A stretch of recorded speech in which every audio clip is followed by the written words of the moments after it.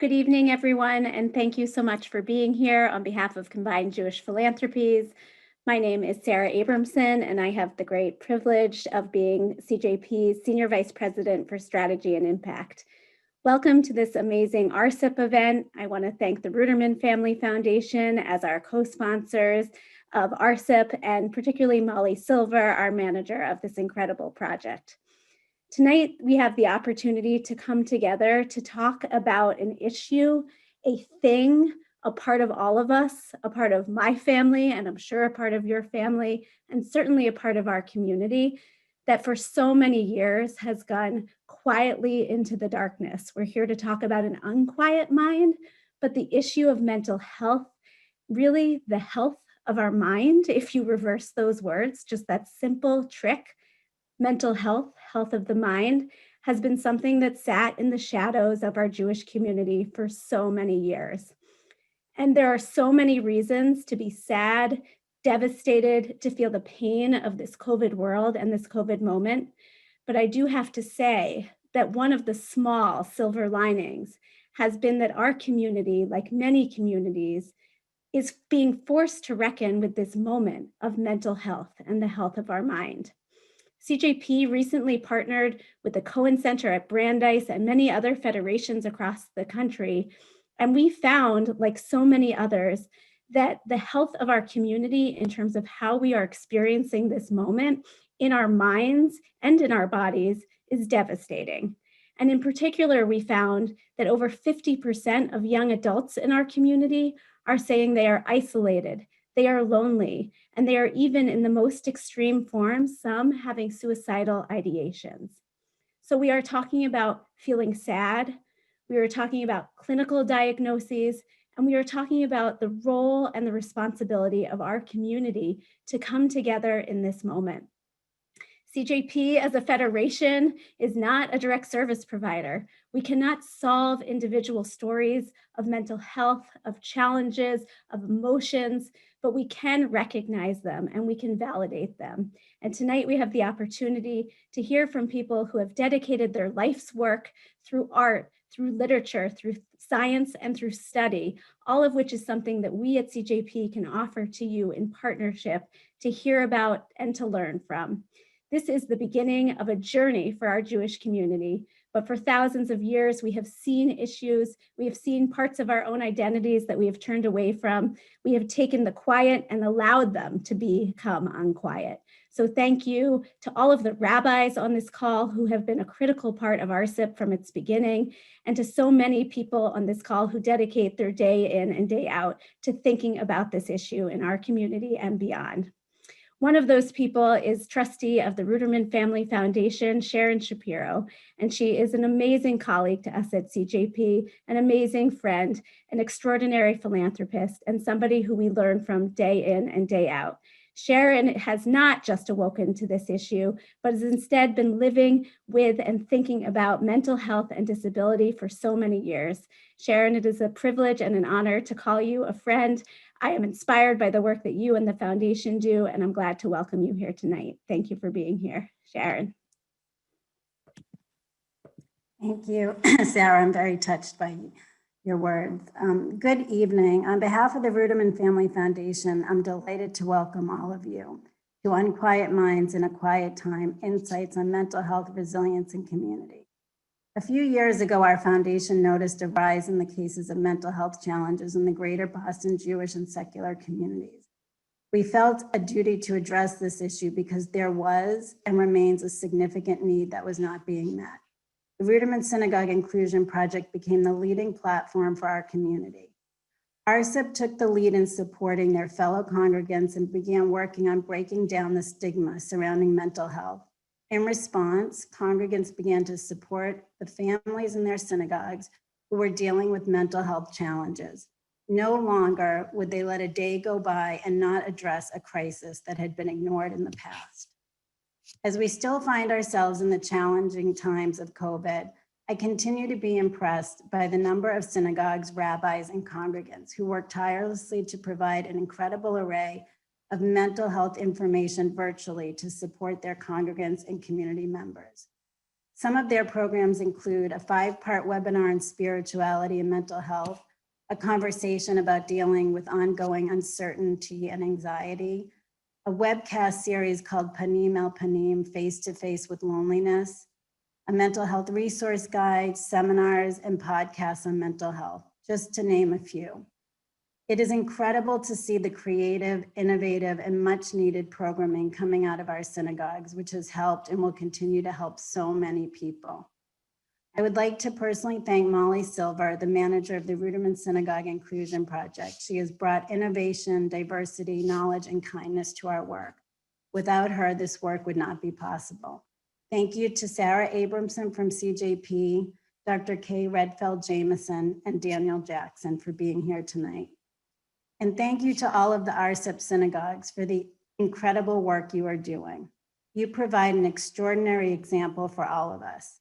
As the late Rabbi Sachs once said, optimism is the belief that things will get better. Hope is the belief that together we can make things better. The RSIP model provides hope that together we can make things better. And now it is my pleasure to welcome Rabbi Wesley Gardenswartz of Temple Emanuel Newton. Sharon, thank you so much. And good evening, everybody. It's such a blessing and a privilege to be with you all tonight. Such an important evening. The Talmud has a story. It's kind of a charming folk tale. It's a Jewish Rip Van Winkle story about a man named Choni who eats something and falls asleep for 70 years. And he wakes up to try to go back to his old life. And I'd always thought of it as just kind of a charming little tale. I never got until the pandemic how deadly serious this story is, and also how hopeful at the same time. But the pandemic has made Choni's 70-year sleep spring back to life. Choni wakes up and he tries to get his old life back. He goes to the house of study, but nobody knows who he is. They don't recognize him. He feels alone. He goes to his synagogue, knocks on the door. It's the same old building, but nobody recognizes him. He feels alone. He goes back to his house and he sees his grandchildren and great-grandchildren, but they don't know him. They don't recognize him. And he feels alone. And at the end of the story, he feels so disconnected, so lonely, in addition to being alone, that he proclaims, this is the last words of the story, O chavruta o mituta, give me people or give me death. Now, we have a lot in common with Choni, and in some ways we have it worse. At least Choni could go to the house of study. We do our learning virtually. At least Choni could go to his synagogue. We do our praying virtually. At least Choni could see his grandchildren. They didn't know him, but he could see his grandchildren in the same house. That's a rare privilege for many of us. Many of us see our grandchildren virtually. But one thing we do have in common with Choni, which is we get at a deep level now how disconnection, how alienation, how time alone is inimical to life and to health and to blessing. I was speaking with a friend of mine, a woman in her 70s who lives alone. And she said something to me that I'll never forget. I thought she captured the angst of this age so beautifully. She said, I like myself and I like my own company and I like my house and I like spending time in my house, but I don't like just spending time in my house 24/7 every day for 10 months. Just me in my house day after day is dark and it is depressing. And there are so many people who are experiencing different versions of that. So what do we do about it? How do we think about that? So Sharon just quoted the beautiful distinction and the beautiful teaching of Rabbi Jonathan Sachs. Yesterday was his, the Shaloshim, the 30 days of his Yortzeit. And Sharon so beautifully pointed out his distinction between optimism, which is just a feeling that things will work out, and hope, which is we do something to make things work out. And that brings me back to the end of the story. O chavruta o mituta, give me people or give me death, is both deadly serious, but also hopeful, because there's a flip. That is to say that disconnection kills, but the flip is connection heals. Loneliness kills, but love heals. Nobody knows my name, and nobody cares about me. Kills, but there's a flip side. I'm part of a community, and there are people who care about me. Heals. That means that the world is at stake in this conversation tonight, and the world is at stake in the work that we in our caring communities do. We have the power, based on the power of our love and the power of our caring and the power of reaching out, giving somebody a call, caring about somebody, to bring unquiet minds and to bring ravaged souls back to life, back to joy, back to blessing, back to hope.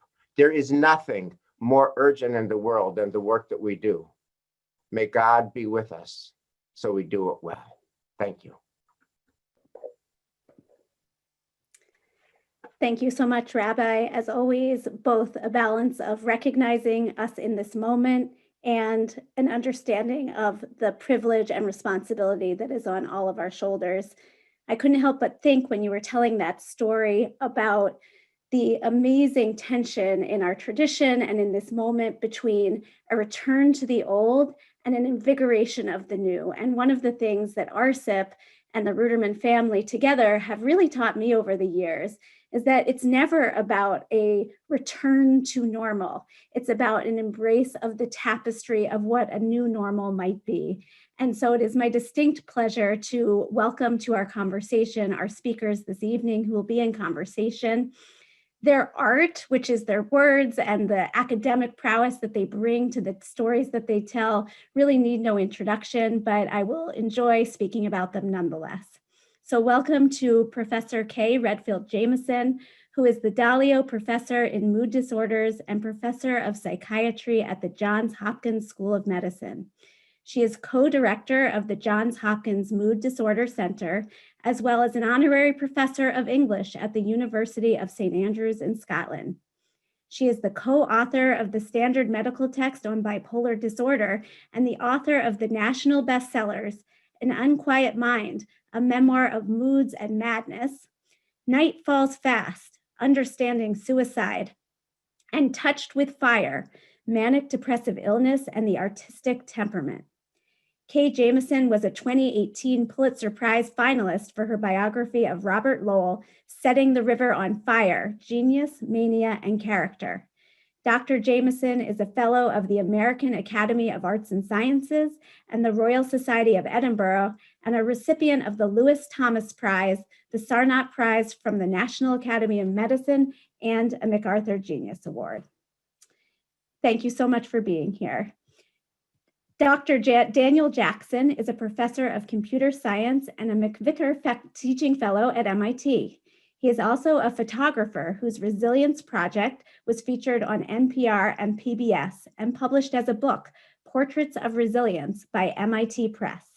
His series of pandemic portraits of neighbors and friends appeared earlier this year in the Boston Globe magazine. He lives with his family in Newton. Thank you both for being here. I so look forward to your conversation.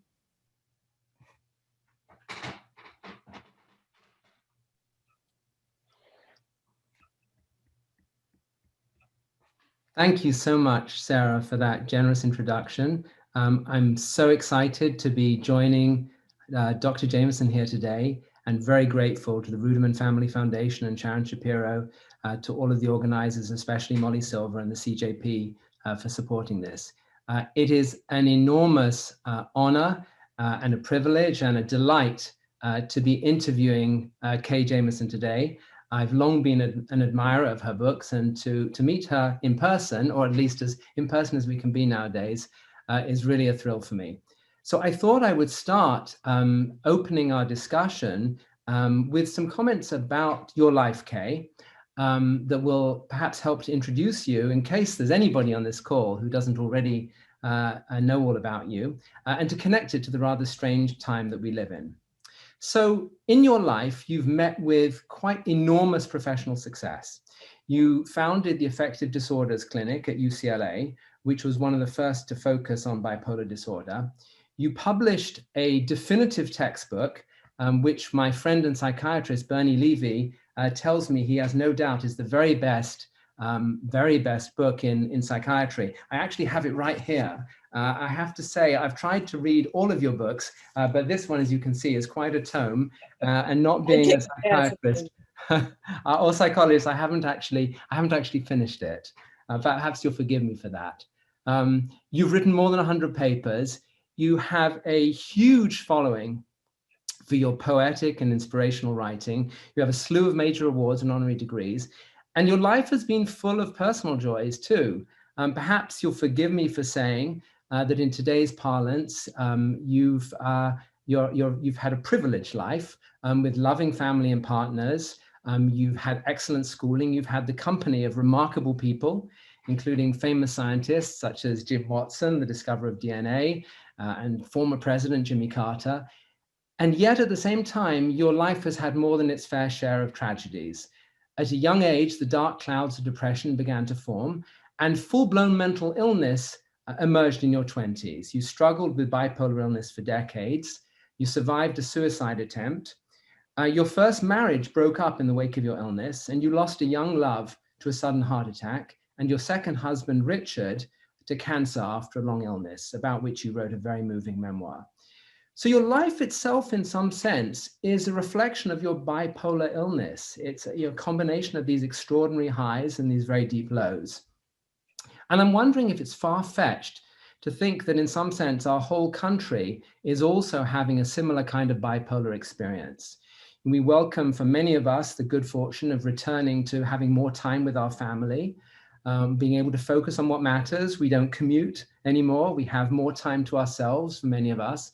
But at the same time, 250,000 people have lost their lives. Many of us are living in isolation and desperation. Millions have lost their jobs and their livelihoods. We're more divided, more angry, more bitter than ever before. And our faith in our country and democracy itself has been nearly shattered. So I'm wondering, in the light of your life experiences and your understanding of this bipolarity, can you advise us on how to think about these contrasts in the world around us? Well, I think there's certainly contrasts. I would say they're terribly different experiences in the sense of with mania, you lose your mind and your capacity to reason. And I was at the level of suicidal depression goes on for months and months and months and months and months. And I think is clearly deeply pathological and at variance with who you are.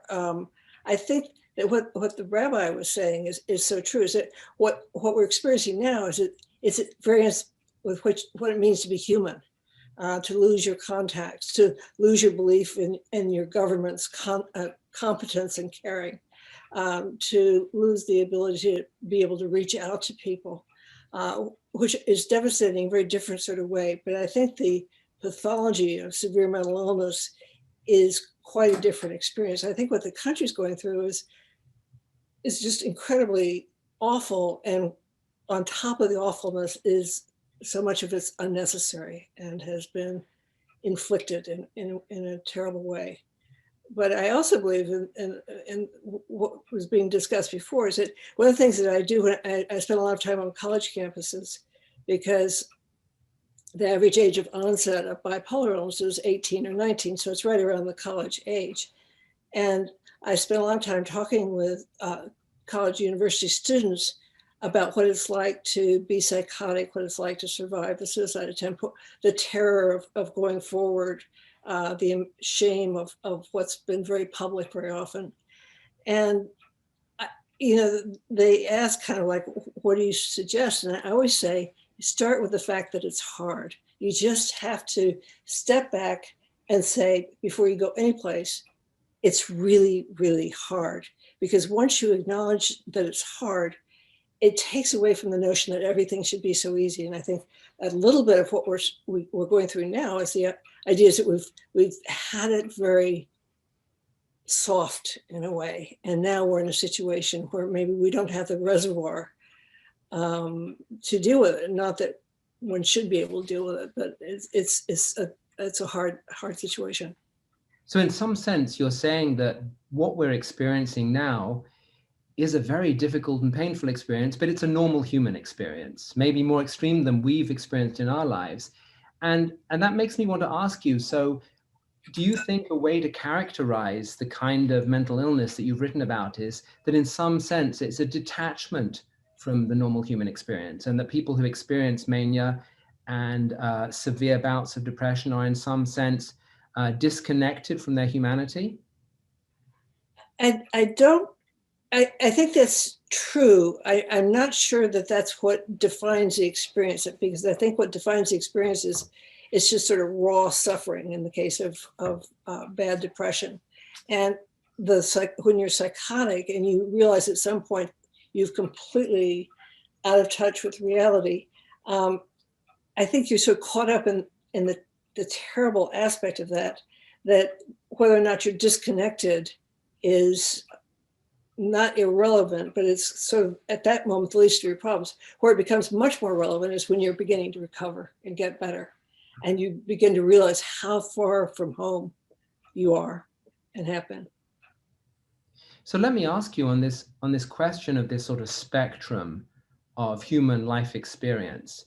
In your memoir, Unquiet Mind, you talk a lot about coming to terms with taking lithium and your resistance to do that initially, and how eventually you were able to tune your dose of lithium so that you could keep the bipolar disorder at bay, but at the same time you could do it without feeling that you'd entirely dulled your emotions.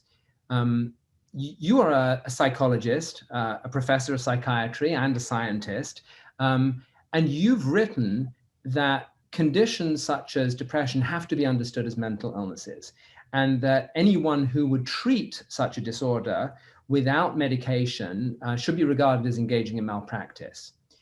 And yet there seems to be an ambivalence in your writing and in the writing of many people who've experienced these things about whether or not they are wholly negative. You wrote an entire book about exuberance, and you talk about people who have sort of more than a normal share of joyfulness and excitement in their life. You talked about people like the Roosevelts and Churchill and scientists and various writers. And you intimated that some of that exuberance might not be that different from some kinds of mania, except perhaps in degree. And you talk in your book about how your reluctance by taking lithium to give up some of the white manias, as I think you called them, and the sense of invulnerability and excitement that they brought was one of your reasons for being nervous about medication. And you also say, quite frankly, that although you suffered so much from your mental illness, that you wouldn't have chosen to have had a life without it. So there seems to be some uncertainty there in the way you talk about it, about whether mental illness is a disorder to be cured, like cancer. I mean, we would never say that there's any intrinsic value in cancer. The world would be a better place if it were cured. But you seem to suggest that maybe, that some of these mental conditions are just atypical points on a spectrum of moods. And I'm wondering how, first of all, if that's true, and secondly, how that should inform the way that we think as individuals and in synagogue and faith communities about the people in our midst who are experiencing these things, whether or not they are simply people suffering from a medical disorder, or whether they have particular qualities that are to be recognized and admired and aspired to in many respects because of their extra sensitivity. Well, I think it's obviously very complicated. I would put first and foremost, that I have no romantic notions about my illness or anybody's bipolar illness or severe depression or mental illness. I've just been around the barn far too many times with family, friends, patients, students, colleagues, myself. There's nothing good to be said for all of this. However, it is complicated because you're talking about an illness that manifests itself in temperament, in kinds of thinking, rapidity of thoughts when people are manic, in a kind of different philosophical view of the world when people are depressed. I mean, it's a very complicated illness from that point of view. And yes, some aspects of it might be on a spectrum in terms of exuberance, but that's generally an aspect of temperament. And I think one of the things our field, psychiatry, psychology, doesn't study enough is temperament and what's the relationship between temperament and mental illness. But I don't have any notion now. I would not stop my lithium for a day. Let's put it that way. It's been a very long time. I paid deeply for having stopped lithium for on and off for a while, very early on in my illness.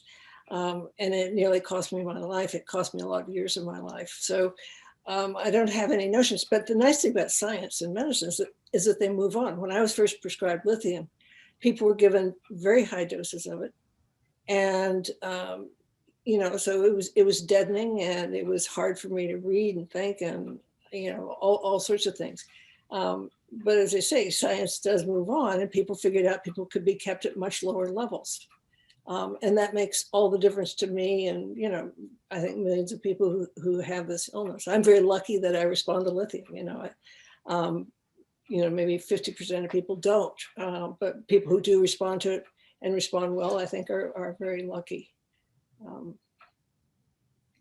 Do you think that we do enough as a community encouraging people to take medication seriously, or do you think it's still a stigmatized option? I think it's the whole issue of what's stigmatized and what's not stigmatized, and is the word stigma a stigmatizing event in its own right? Because by the time you say something is on the receiving end of stigma, you've sort of made it stigmatizable, as it were. But I think that I don't think we talk about it enough. I think we need to talk about these things just in a much more straightforward way. I think there's much less reluctance to take medication than there used to be. When I first started taking medication, there was huge amount of stigma and huge amount of shame. And I'm not sure how much this was true at the time in the Jewish community, but certainly if you're an Episcopalian or a Protestant, taking medications for something you ought to be able to control by will was not seen as something good. I was fortunate I had a terrific psychiatrist who was very able to deal with complicated issues and took them on brilliantly. But it's a hard issue for young people in particular. If you're 18, 19, 20, to ask a person to stay on medication, it's not an easy thing to do. Let's talk a little bit more about stigma, because I think it's such an important question. It's such a huge obstacle to people getting well, both their own self-stigmatization and the stigmatization of the community. And I think that in the context of this discussion tonight, it's particularly relevant because I think we need some kind of religious reckoning with stigma, because religions, including Judaism in general, have tended, for millennia, perhaps largely through a lack of understanding, to stigmatize those who have mental health conditions, to not recognize their full humanity, or worse even, to blame them for their condition. In your book, Night Falls Fast, in fact, you chronicle evolving religious attitudes to suicide.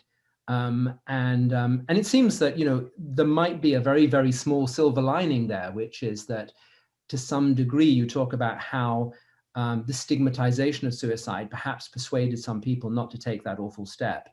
But nevertheless, the overall burden of the effect of stigmatization is devastating on the people who survive the suicide of someone in their family or group.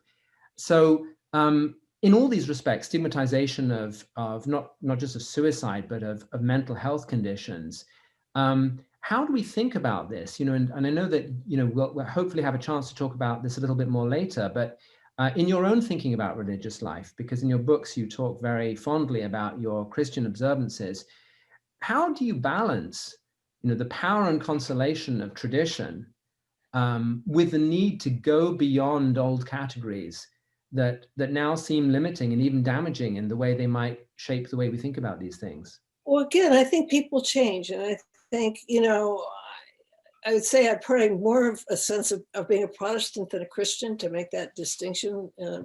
And I would say that the traditions and liturgy of my church mean everything to me, and the words and the language and so forth. So they are terribly important to me. I think people have changed in how they view it. When I first got sick, or maybe a year or two afterwards, I started working with the Episcopal community at UCLA. And then when I came back to Washington, with a Washington church, and dealing with a lot of priests and pastoral counselors. And what I was struck by was that, how eager people were to learn. It wasn't like stigma. It was just a lack of understanding, a lack of education about how you tell terrible guilt as a religious phenomenon from depression. What do you do, and how do you make those distinctions, and how are you compassionate about that? But I think that in general, the religious community has done a lot. David Thatcher, when he was Surgeon General of the United States, was the first Surgeon General to start really seriously looking at mental illness. And he published 4 Surgeon General's reports. There had never been any in the preceding more than 200 years. And he was African-American, and he was struck by the amount of stigma in the Black churches toward mental illness. And he started a lot of programs, and these things take a lot of time. There's no easy solution to it, but I think things are changing. One of my colleagues at Johns Hopkins, Dr. Sharon Schwartz, has a program, for instance, just going out in the community, into the school systems, in the private and public school systems, starting in Baltimore, and now it's around the country, and just teaching kids, teachers, and parents about depression.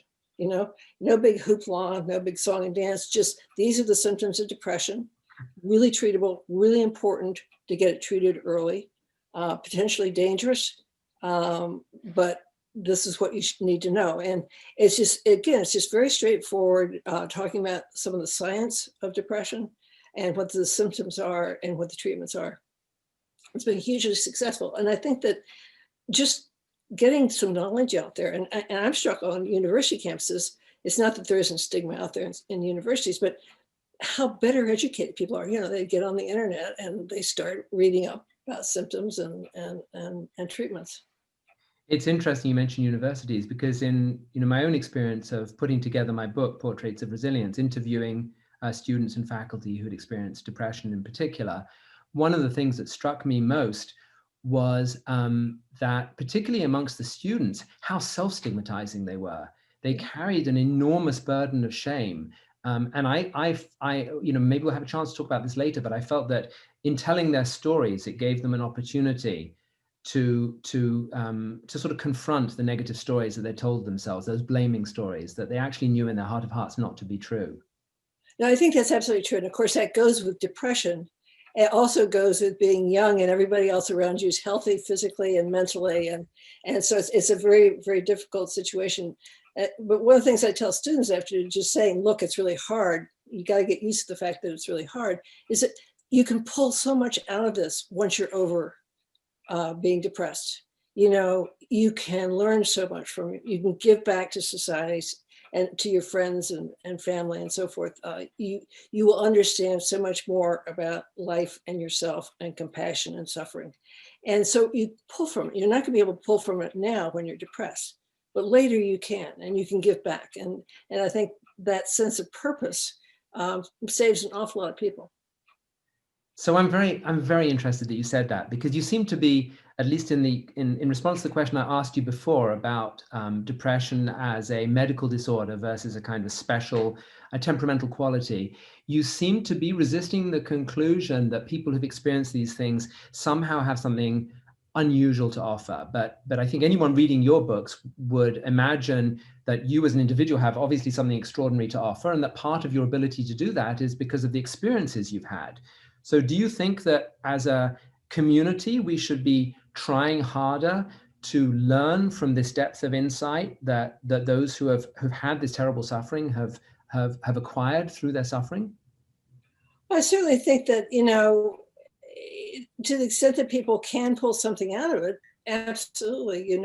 Again, I think purpose has been shown in common life and in psychological literature to be hugely important. So there's nothing that keeps something from being both horrible and bringing some good out of it. I'm doing some work on the World War I psychiatry and the poets. And, they all felt something came out of the war, but most of it was just unbelievably gruesome and awful and deadly. And maybe they never fully recovered from it, but they would say that there was a certain amount that they learned from it. I think there are a few things in life, however awful they are, that you can't pull something out of.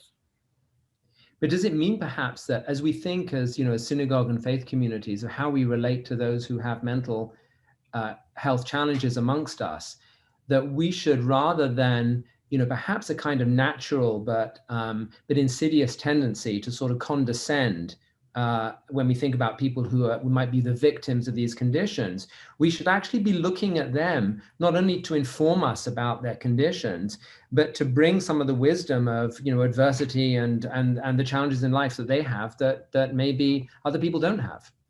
Well, absolutely. I mean, I think it's sort of like saying in general in life, is it a good idea to learn and talk from and experience what other people have experienced and put into words. I mean, one of the things I'm always telling the residents at Johns Hopkins is, this is an opportunity of your life to learn.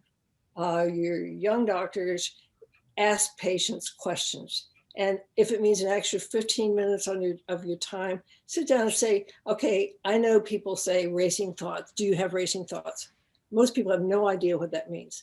Tell me what you're experiencing when you have racing thoughts. Tell me what it is you're most frightened of. What are you most terrified of? What are you most reluctant to give up? I mean, I think always, and what have you learned from it?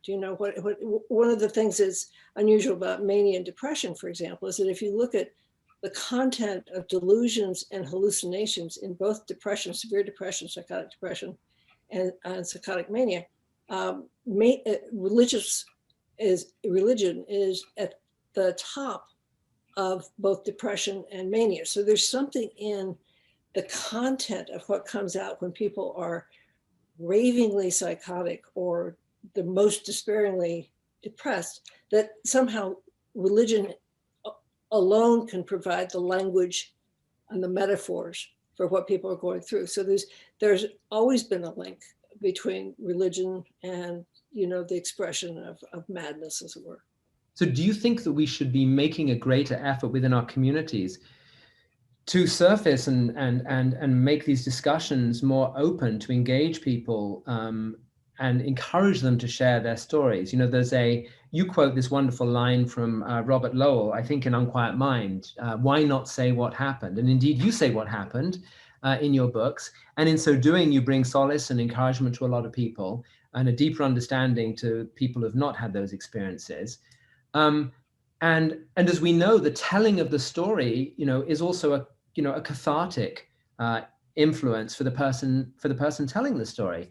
In fact, there's an interesting rabbinic comment on one of the proverbs that reads, "Worry in a man's heart will bring him low, but a good word will gladden him." And the Hebrew term for bring him low is a word yashchena, and the rabbis tell us to read it yesichena, he should tell it. So in other words, it reads, if you have worry in your heart, you should tell it. So to what extent in our community is this an important thing to do? How do we, balance the need for privacy and respect for people's own lives with trying to encourage people to tell us about their experiences? Well, I would say when all else fails, just to be direct and ask people whether they want to talk about it or not. People, at least my experience is that people are very different at when they want to talk about it, when they can talk about it. Some people are very uncomfortable for years. Some people want to talk immediately. Some people just write memoirs, as it were, at the same time that they're experiencing very severe mental illness. Some people wait 20 years to put a pen to paper. So I think people are different in their capacity to tell stories and their desire to tell stories. But I think it's always a good thing to ask people, would you mind if I asked you about this? Is there anything I can do? One of the things that I always want to ask people, for example, after they've been suicidal or after they've been manic or severely depressed, is once they're well, is to sit down in the office and say, what did I do that made you uncomfortable? What could I have done better? What did I do that was really helpful to you? What could your family members do that's really helpful? What got on your nerves? I mean, in other words, learn from it in a non-judgmental sort of way, but just find out, what's helpful. And this is a great issue that you bring up in your memoir. What kind of reactions are most helpful to someone suffering from these conditions? And one of the things I was very struck by in Unquiet Minds is you talk about the terrible suffering that you endured with the manias and the severe depression and the trauma of this awful suicide attempt. But it seems that you also, you felt very deeply wounded by the way some people reacted to you, how unkind they were. And at the same time, it was so important to you, the people conversely, who gave you some kind of recognition and consolation and provided gestures. This is obviously, the whole notion of kindness is religiously central. And Judaism often quotes a line in Psalms, Ki amarti olam chesed yibaneh, which means literally, for I said, kindness will stand strong forever. This word olam can mean forever, but it can also mean a world.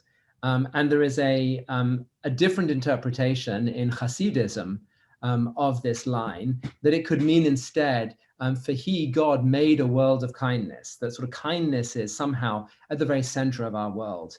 In fact, there's also a comment in the Ethics of the Fathers that the world stands on three things. One of them is kindness. I'm also reminded of many of you probably heard that extraordinary commencement address by George Saunders. And I want to just quote you a line from that and ask you a question based on it. Here's what he said. He said, "It's a little facile maybe, and certainly hard to implement, but I'd say as a goal in life, you could do worse than try to be kinder. Now, the million-dollar question, what's our problem? Why aren't we kinder?"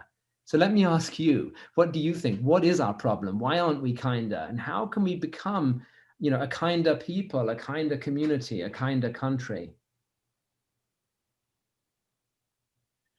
I don't know. I certainly thought about it a lot. And I've always been sustained by incredible kindness. I think overwhelmingly in my own life, people have been kind. And that has allowed me to stay alive, to move through life, to be happy. But I'm also, when I wrote my book, I knew that I would get a certain amount of flack and judgmentalism and so forth, which I did. What I didn't expect was that I would get so much unkindness from religious people. And the number of people, the responses to an unquiet mind, to people just on general principle, hating people who are mentally ill, and not only hating them, but having the time and energy and wherewithal to sit down and get my address and write to me really terrible, vicious things about how awful it was for people who were mentally ill, and how if you'd only prayed long enough, if you'd only, you name it, people would send these vitriolic letters and enclosed prayer cards, I mean, it was just like completely awful.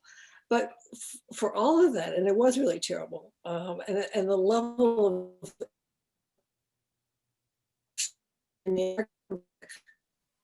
about mental illness was staggering.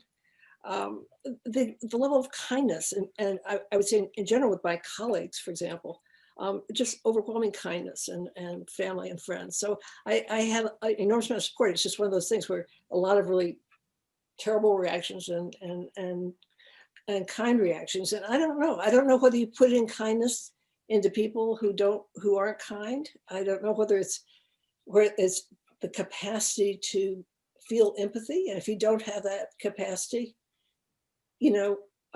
certainly you can be taught to be probably kinder, but how much of that's easy to turn. I think we've all been over the last 4 years exposed to how absolutely fragile kindness and normal values and just appreciation for love and a sense of humanity has just been obliterated in a certain group of people. And you would have said, okay, well, there are always going to be a certain number of people who are terrible people, but you wouldn't have expected it would extend so far and be so influential. And that's to me what's frightening. It's that next layer down. Do you think, I'm very shocked that you talk about religious people in particular who were so unkind to you and wrote to you these terrible things. Do you think perhaps this comes out of fear, that they somehow, being very fearful that they might have these things happen to them or their family members, they want to imagine somehow that if you only do the right thing, then you will be spared this? And the logical conclusion from that is that if you suffered this, you must have not done the right thing. You must have not prayed enough. I'm sure that people genuinely believe that. And, I'm more than delighted to spend time with people trying to go through what it is and that it's not just demons and that kind of thing. What I'm not prepared to do is just, if somebody's just being judgmental and a jerk, I'm not prepared to spend a whole lot of time on that. I mean, I think at some point in your life, you've got to figure out what's going to be helpful and what's not. And, there's a certain number of people who just, for whatever reasons are unkind. I think they're maybe born unkind, going to die unkind. And I don't know what you do with them, except avoid them. I'd like to talk a little bit more about fear, because it seems to me that fear is at the root of a lot of problems. And it was very interesting to me in your book, the way you talk about the fears of someone with bipolar disorder. You talked about the fear that your illness might recur or worsen, that it would stop responding to medication, that lithium wouldn't work for you anymore. You talk about your fears of it compromising your professional judgment, and losing your position or your ability to function professionally. And most shockingly, you admit that on visiting a new psychiatric hospital, you would have this automatic tendency to sort of assess it and ask yourself, if I ever ended up institutionalized, would this be a place that I could imagine myself?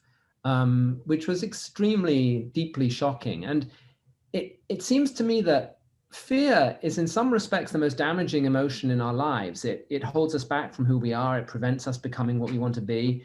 It leads to all our insecurities. It makes us less generous and less loving. And so much of our lives, I think, and the decisions we make are guided not by our hopes and dreams, but by our unarticulated fears. And I suspect this is one of the reasons that do not fear is such a constant refrain religiously. I actually looked it up in a concordance, and the phrase al tirah, do not fear, it turns out occurs at least 60 times in the Hebrew Bible. And I'm wondering, for someone like you who's had these terrible fears on account of what happened to you, but who seems to have come to terms with them and be a very strong person, how does this happen? How do you suggest to other people that they overcome their fears? And in our synagogue and faith communities, how do we help each other to be less fearful? Well, I'd say straight up, I think there's a reason for fear. I think you're fearful of certain things because there's good cause to be fearful. And I would say in the case of a recurrent illness, over which you may or may not have as much control as you would like. There's every good reason in the world to be fearful. And I would say in my own case that fear led very directly to my staying on my medication and taking my illness very, very seriously. And I think what you see now with COVID is unfortunately probably not enough fear in some sectors, of people not being frightened into taking action. It's not to say that fear is a good thing, but I think fear does exist for a reason. It's also heartbreaking. When I wrote my book about Robert Lowell, Lowell's daughter was kind enough to give me permission to go through his psychiatric records, and he'd been hospitalized about 20 times for mania. And in every hospitalization, it was just this agonizing expression to his doctors of how terrified he was that his illness would come back again. That he just, and it was realistic. I mean, it's you can't tangle with the truth and come out with something that's genuine, terrifying, without being frightened.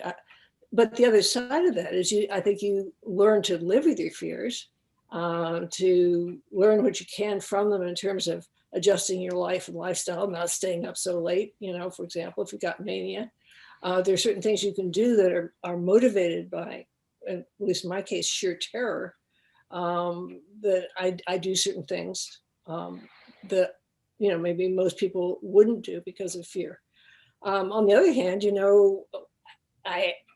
what is the great antidote for fear? Well, I mean, love goes a very long way, doesn't it? I mean, physical love, emotional love, everything. And so I feel like I am blessed with my husband, so that if I'm frightened, he's open to my fear without judgment and so forth. And I think that love's very important. And I think being able to feel like you can discuss things, That's wonderful. I was very struck by a comment you made in Unquiet Mind, which I happened to be rereading at exactly the same time that I was reading John Donohue's Walking in Wonder.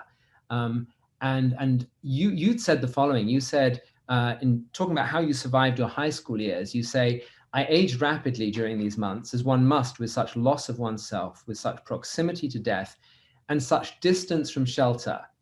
And the same week that I read that, I read this beautiful comment by John O'Donohue, the Irish poet. He said, there is a special shelter around every person. One of the things that all children should be taught when they're growing up is that there is a shelter around them, but that they won't feel the shelter unless they expect it and know that it's there. And I've thought a bit about this shelter in religious experience too. It's something that's talked about in Psalms. There's a psalm that we say every Shabbat. Tefillah Moshe Ish Elohim Adonai Ma'on Atahi Talanu. God is a shelter to us and in every generation. And this psalm is actually the basis for that wonderful hymn, "O God, our help in ages past," which I sang very enthusiastically as the only Jewish boy in my Christian prep school. And I wonder what to you is this notion of shelter? What is that shelter that we can find? And do you subscribe to this idea of John O'Donohue's that we can give people a sense that there's a shelter there from their childhood onwards, and we can create that shelter for them? Is it just a question of whether or not they have the right family, or is it something that can be created by a community? I think shelters come from a lot of different places. I mean, in an ideal world, you're fortunate enough to have parents who give you that, who give you a sense of love and security, and that you can go out beyond the boundaries and you'll be secure and safe, and you can explore and so forth. I'm just writing a book at the moment about healing the mind, and talking a lot about actually early religions and doctoring, good doctoring. And one section of it is what role does the individual patient have, not just the patient with the therapist, but the patient in creating his or her own island of things that give you nourishment. Everything from books and music to friends who bring in love and support, not toxic and so forth. But what are these things? How do you imagine a more full and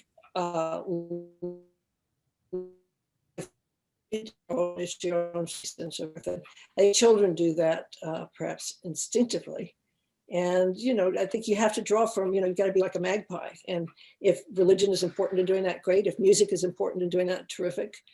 Some of the notion you're talking about shelter, the great words from Isaiah about the shelter, great rock, the shadow and the shelter. And it's these concepts, I think, that probably the Bible comes up with, because the Bible has always been based on humanity and that wonderful sense of what do we need? Well, we need shelter. So who's going to write about it? Yeah. Let me close by asking you a little bit more about this religious aspect of what we can seek and find in our religious lives to bring us shelter from the harshness of the world. It's later this week is actually the Jewish festival of Chanuka, and as you know, it's a festival in which we light candles, or more authentically, oil lamps. In fact, in almost every Jewish occasion, we light candles. We do it every week on the Sabbath, and we do it for every festival. But interestingly, on all those occasions, the lighting isn't really associated with darkness. It's associated with something else, the celebration of the occasion. And yet the Chanuka lights are very much more associated with the oncoming of darkness. The way you can see that is that, is that only the Chanuka candles that are actually lit when darkness comes. The Sabbath candles are lit before, when it's light. The festival candles are lit after nightfall. But we light these Chanuka candles as it gets dark. And I've been thinking about this ritual and the way that religion can sort of provide a countervailing spirit to the darkness in our lives. And I'm reminded of all the wonderful stories you tell of Christmases in your life. I think Christmas and the decoration of the Christmas tree and carol services and caroling, your time in St. Andrews. You talk so many times about Christmas, about the last Christmases you spent with your husband, Richard. And I'm wondering, what role does ritual play for you in your life, and how can we as a community sort of harness these ritual experiences for the benefit of all of us, and for people in particular experiencing mental health challenges? Well, I think they're hugely important. I think they're hugely important to everyone.